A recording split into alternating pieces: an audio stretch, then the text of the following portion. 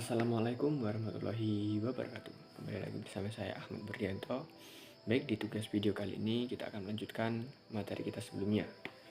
Di sini materi yang pertama yaitu bagaimana filsafat ilmu mengawasi dan memperkuat eksistensi keilmiahan serta nilai-nilai dalam ilmu pendidikan. Nah, di pertanyaan ini ada kaitannya dengan yang kita bahas kemarin atau yang kita bahas sebelumnya. Di sini, filsafat ilmu memperkuat ilmu pendidikan melalui ontologi, epistemologi, dan aksiologi. Dengan demikian, pendidikan jadi memiliki dasar, metode, dan tujuan yang jelas. Nah, seperti yang sudah kita bahas di video sebelumnya, di mana sudah dijelaskan seperti demikian. Baik, selanjutnya, bagaimana pendidikan yang bermakna dan bernilai turut memperkuat perkembangan filsafat ilmu.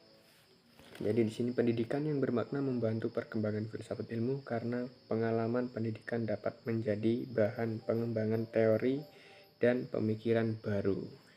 Nah, jadi ini tak kalah penting karena saling membantu atau yang sudah dikatakan di situ di dalam buku materi pokok filsafat ilmu itu memperkuat materi-materi yang sudah kita jelaskan tadi. Baik, selanjutnya lagi ada mengapa filsafat ilmu dapat disebut sebagai pisau analisis. Nah, jadi ini sangat mudah kita pahami. Jadi mengapa filsafat ilmu disebut pisau analisis? Karena di sini filsafat ilmu disebut pisau analisis karena digunakan untuk mengkaji masalah pendidikan.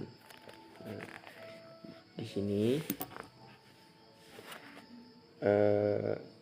tadi karena digunakan untuk mengkaji masalah pendidikan. Jadi mengapa dikatakan pisau analisis? Karena ini untuk mengkaji atau membedah. Jadi bisa kita bayangkan ya, kalau pisau untuk membedah, jadi untuk membedah filsafat ilmu, bukan filsafat ilmu, maaf salah. Jadi untuk membedah tentang pendidikan, seputar pendidikan. Makanya filsafat ilmu disebut sebagai pisau analisis.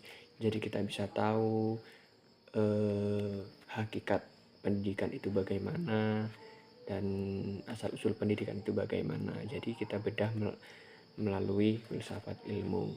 Makanya tadi disebutkan filsafat ilmu disebut juga pisau analisis. Jadi begitu kira-kira.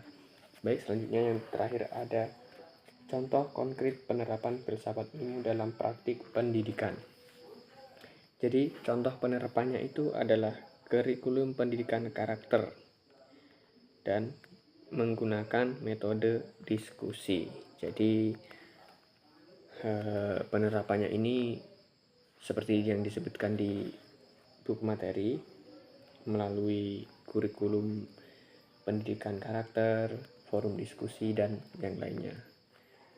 Baik, mungkin cukup itu dari saya. Bila mana ada kekurangan atau kesalahan, mungkin ada yang kurang tepat, mohon maaf yang sebesar-besarnya. Saya akhiri. Wassalamualaikum warahmatullahi wabarakatuh.